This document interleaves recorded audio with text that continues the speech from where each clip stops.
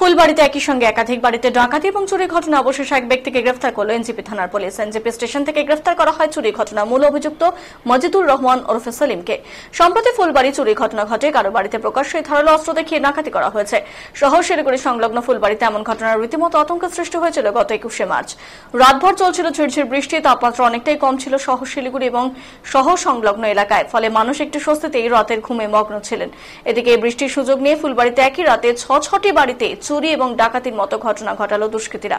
গভীর রাতে ফুলবাড়ির রাজীবনগর এবং ফুলবাড়ি সুপারমার্কেট এলাকায় বেশ কয়েকটি বাড়িতে তাণ্ডব চালায় দুষ্কৃতীর দল।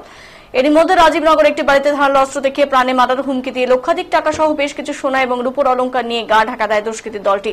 ঘটনার পরপরই এনজিপি থানার পুলিশ তদন্ত শুরু করে। প্রায় 2 মাস ধরে দীর্ঘ প্রচেষ্টায় অবশেষে একজনকে গ্রেফতার করতে সমর্থ হল এনজিপি থানার পুলিশ। ধৃতের কাছ থেকে 9 গ্রাম সোনা উদ্ধার করা সম্ভব হয়েছে।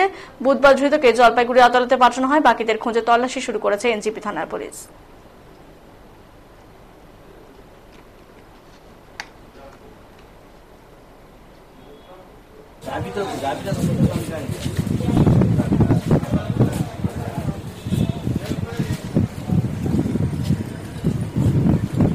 আবার ভিতরে দিবা?